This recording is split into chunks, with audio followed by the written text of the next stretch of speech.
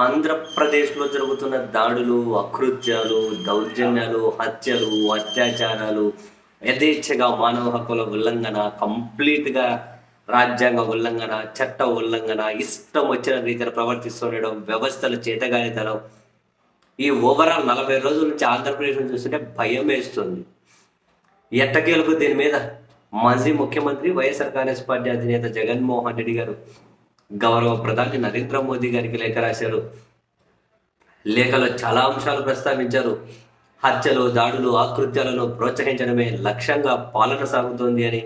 31 మందిని హత్య చేశారు, 300 మందిపై హత్యాయత్నం జరిగాయి, టీడీపీ నేతల వేధింపులు తాళలేక 35 మంది ఆత్మహత్య చేసుకున్నారని, 560 చోట్ల ప్రైవేట్ ఆస్తుల ధ్వంసం జరిగిందని,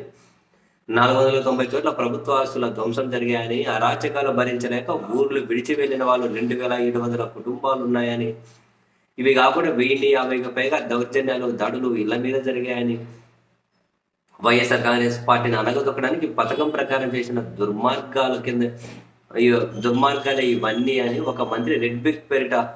బుక్ పేరిట హోర్డింగులు ఏర్పాటు చేసి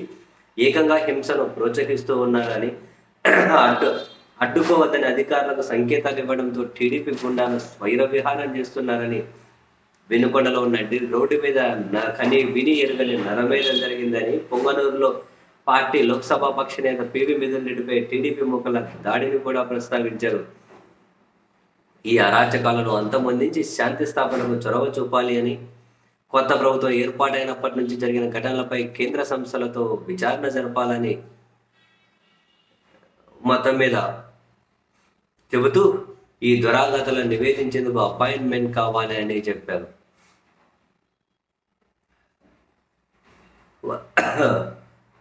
దాడులు, అకృత్యాలతో ప్రభుత్వ యంత్రాంగాన్ని పూర్తి స్థాయిలో రాజకీయమయం చేస్తున్నారని, ఆంధ్రప్రదేశ్లో ఏకంగా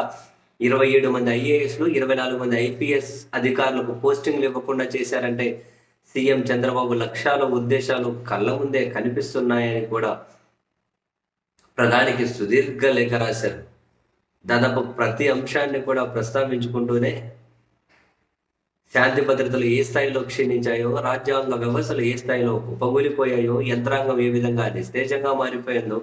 ప్రజల ప్రాణాలకు ఏ విధంగా రక్షణ లేకుండా పోయిందో, అధికార పార్టీకి చెందిన నాయకులు, కార్యకర్తలు ఏ విధంగా స్వైర విహారం చేస్తున్నారో, రాష్ట్రంలో ఉన్న అత్యంత భయానక పరిస్థితిని ప్రధాని దృష్టికి తీసుకెళ్లే ప్రయత్నం చేసినటువంటి జగన్మోహన్ రెడ్డి అత్యంత అనాగరిక సంఘటనలు కనుక అరికట్టలేకపోతే రాష్ట్రం వల్లకాడు కావడం గ్యారంటీ అని, అమానుష ఘటనలను అదుపు లేకుండా పోతే ఆంధ్రప్రదేశ్ ప్రజలు భయపడే పరిస్థితి ఇప్పటికే వచ్చిందని, ఎన్నికల ఫలితాలు వచ్చిన రోజు నుంచి తమకు ఓటు వేయని వారిని లక్ష్యంగా చేసుకుని దాడులు జరుగుతూ ఉన్నాయని,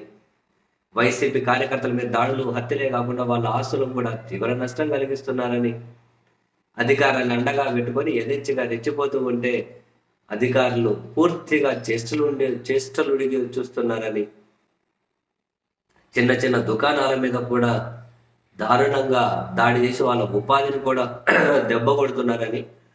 చిన్న బంకు షాపులను కూడా జేసీబీలతో కూల్చివేస్తున్నారని అన్ని అంశాలను ప్రస్తావించారు. ఎంపీలకి రాష్ట్రంలో రక్షణ లేని పరిస్థితి ఉందని, రాజ్యాంగాన్ని భారతదేశం అంతా అంబేద్కర్ రాజ్యాంగం అమలైతే ఇక్కడ రెడ్ బుక్ రాజ్యాంగం అమలవుతుందని, రెడ్ బుక్ రాజ్యాంగం ప్రకారం మహిళల మీద అత్యాచారాలు, దాడులు, హత్యలు, ఆస్తుల విధ్వంసం, నాయకులు, కార్యకర్తల మీద నరమేధం, ఇదే రెడ్ బుక్ రాజ్యాంగం అని ఒక రాష్ట్రంలో, ప్రజాస్వామ్య దేశంలో రాజ్యాంగం సంపూర్ణంగా అమలు చేయాల్సినటువంటి రాష్ట్ర ప్రభుత్వం ఏకంగా రెడ్ బుక్ అని చెప్పి హోర్డింగులు పెట్టి ఏకంగా ఇంత నరమేధానికి పూనుకుంటే రాష్ట్రం పరిస్థితి ఏం కావాలి అని వీటన్నిటిని వివరించడం కోసం అపాయింట్మెంట్ కోరారు జగన్మోహన్ రెడ్డి గారు గౌరవ ప్రధాని. మరి ఎప్పుడు ఇస్తారో చూడాలి.